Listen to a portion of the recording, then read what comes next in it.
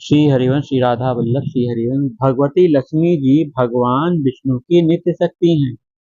लक्ष्मी जी आठों याम भगवान के श्री चरणों की सेवा में लीन रहती हैं। भगवान जब जब अवतार लेते हैं तब तक भगवती महालक्ष्मी भी अवतीर्ण होकर उनकी प्रत्येक लीला में सहयोग देती हैं।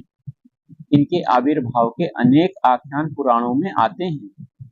पहला आख्यान आप जरा ध्यान से सुनिएगा। महर्षि भृगु की पत्नी, उनका नाम था ख्याति। ख्याति के गर्भ से एक बहुत सुंदर कन्या उत्पन्न हुई। समस्त गुणों से वह सुशोभित थी। उस कन्या का नाम क्या रखा गया? लक्ष्मी।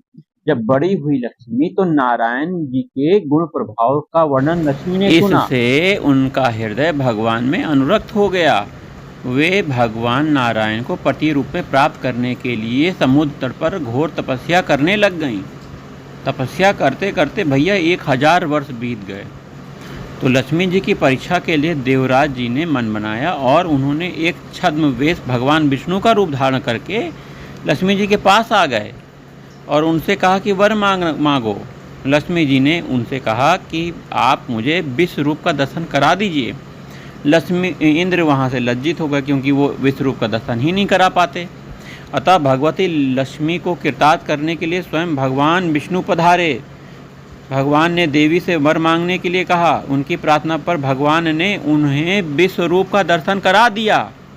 तो तदंतर लक्ष्मी जी के इच्छा के अनुसार भगवान विष्णु उन्हें पत्नी रूप में उनको स्वीकार कर लिया।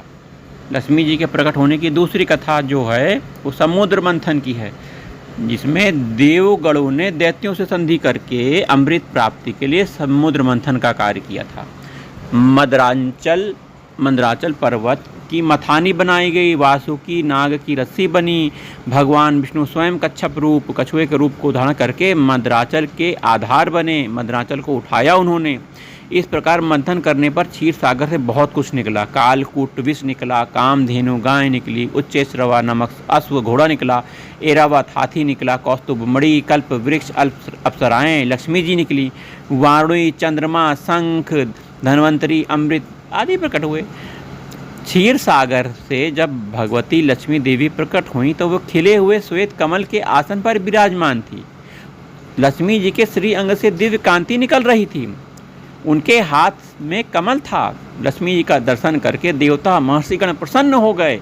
उन्होंने वैदिक सूक्त का पाठ करके लक्ष्मी जी का स्तवन किया। सबके देखते देखते वे भगवान विष्णु के पास चली गईं।